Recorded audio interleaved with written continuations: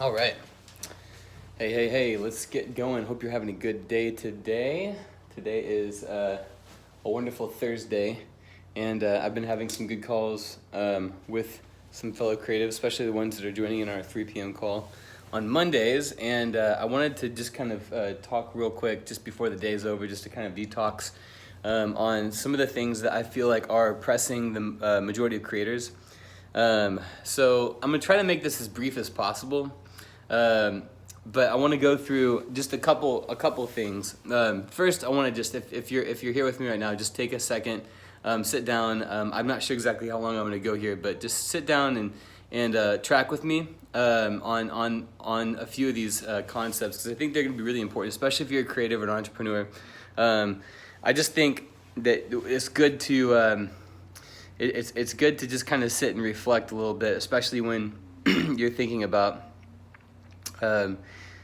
your life and business. And if you're creative, it means you're really like, your identity almost becomes, a lot of people can go to a job and not lose their identity, but as a creative, your identity really becomes wrapped up into the work that you're doing. And it's kind of like just part of the process, right? Like, you just get your whole heart, your whole being just becomes part of it. So a couple thoughts, just like on payments, and on not just payments, but just on mindset when it comes to when it comes to making money with the talents that you're using, and what talents to really focus on, like what things to really put your effort into, what's really your secret sauce. And I think the best way to think about this is that there's some things that are going to come really easily to you, and some things that are going to be that you have to kind of work at. Some things that are going to be really simple and very natural for you to handle, and then some things that are going to be very complex. And I like to say, I think that the complexities are worth allowing your mind to try to understand, but you need to move in the simple, and move in the things that make the most sense to you, and the things that are going to get you further along in your work. You got into art, you got into creativity, you got into your creative work, into your business, whatever it is. You got into it because you really cared about it, and you had a heart for it. There was something really pure about it. And when you take that step in with the purity, that your whole reasoning for getting in, and the things that really fill you up, like there's something that you were trying to kind of fill up, right? And it's really tempting to when you start finding a market for something, it's really tempting to want to tax people tax people for the hard work, basically charge for the hard work, and then give all the free stuff and give all the easy stuff. So the things that come easily, you tend to disregard, and the things that are hard, you tend to charge for. And I want to challenge this concept. So I want to challenge this concept with you. If something comes really easily to you, it might not come easily for somebody else. If something is enjoyable for you to do, somebody else may not enjoy that. And it makes very little sense for you if something's very challenging, or very difficult, or you don't have all the necessary abilities in a particular area, the capabilities in a certain area that you feel that you ought to need. Consider partnering with somebody who has all those things, and bringing to the table the things that you only can provide, and the things that come really easily to you, but put a high ticket on it. And those are actually the worst thing I see, is that a lot of times we take the best possible things, the things we're really the best at, and we want to give those things away for free because they're commodity for us. They're a commodity for us, but they may not be for others.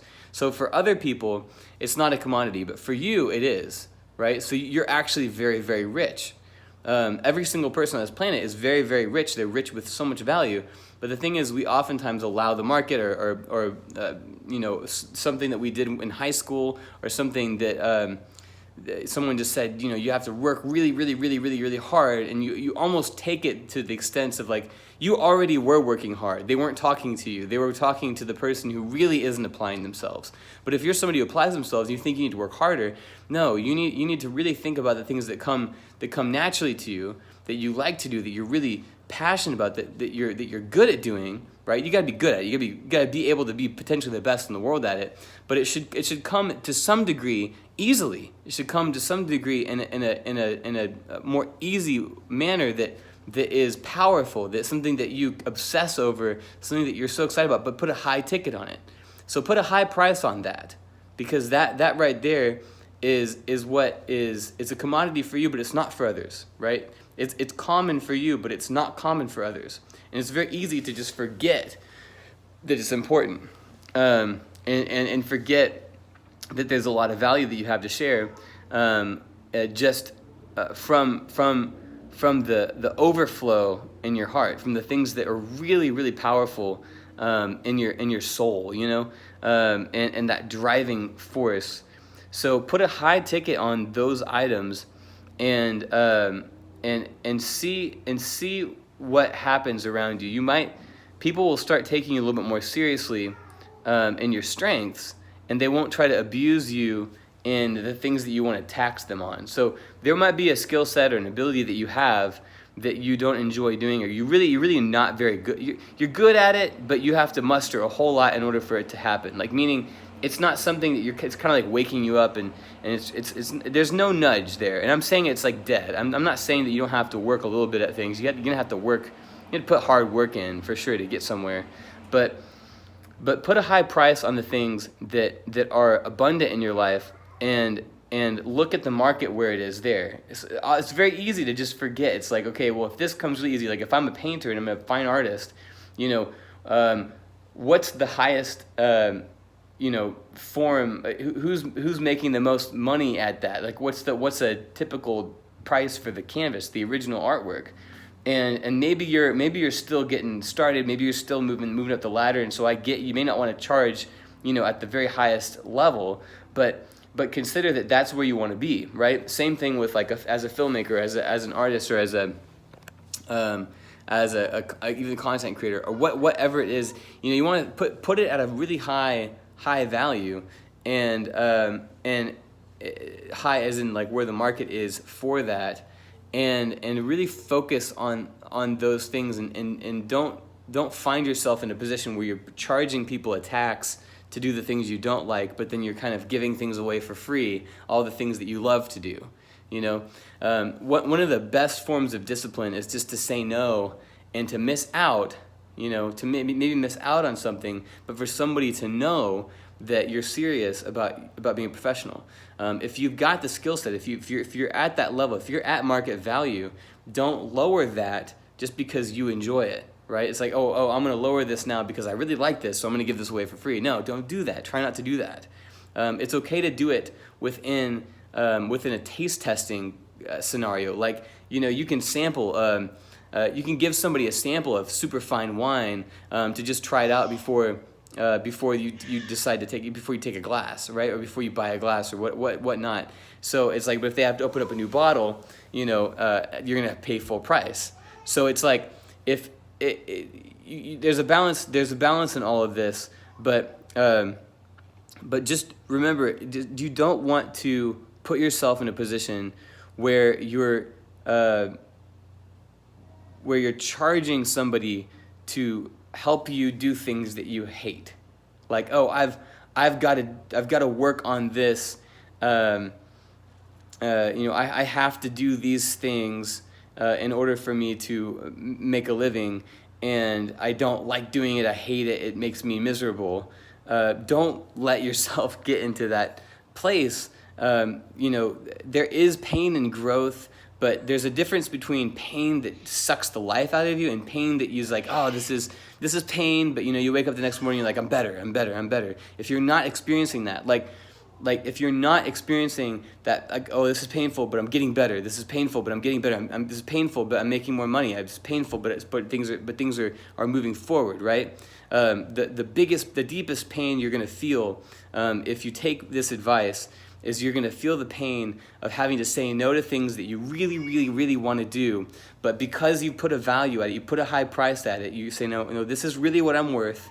I'm really worth this, okay? I'm worth it, and I can do it easily. It comes easily for me. But if something comes easily for me, it's something that I can do really well for others, then it's a responsibility for me to utilize that, and I'm not going to give it to somebody who doesn't value that, because if they don't really value that thing and they just want something else, there's probably somebody else that can offer that service or offer that to them. So say no to things that you are not going to be the best at, and you're going to do so much better. Starting at my business, I said no to a lot of things that I knew I wasn't going to be the best at, because I knew that if I got down the road with a client, it was going to be something that I was not going to be the best person for it. And if I knew somebody in my network, or if I knew somebody around and I knew that they could do a better job at it, like, oh, this person's really, really good at that stuff. Like, I still do it now. It's like even like with like drone stuff. I don't do drone stuff. I don't do any of that kind of stuff. And even with filmmaking, of course, now I can hire people, but it's like. But there's a lot of times where it's like, you're like, that's really not what we do. That's really not the person to talk to. You need to talk to this person. They're going to do a really good job with you on that. And having the humility to know that you can, give it to somebody else, as opposed to trying to take every single thing that comes your way. You want to. So anyway, so take some personal reflection time. I just wanted to break out for a second. I don't know if you can hear Emma crying in the background.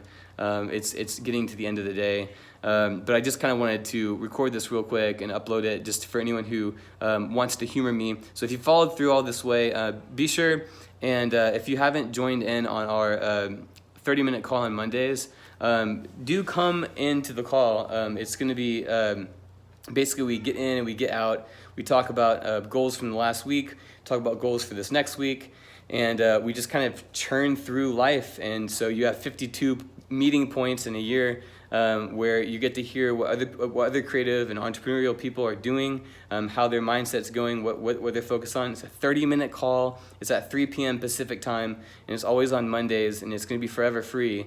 So if you guys want to jump in on that, please do jump in. You'll be all the better for it, and there'll be just that discipline and just enough push, just enough discipline within your schedule in order for it to be successful. So that's all I've got right now. Remember, like, share, and subscribe. I'm going to go back and spend some time with my family. Love you guys. See ya.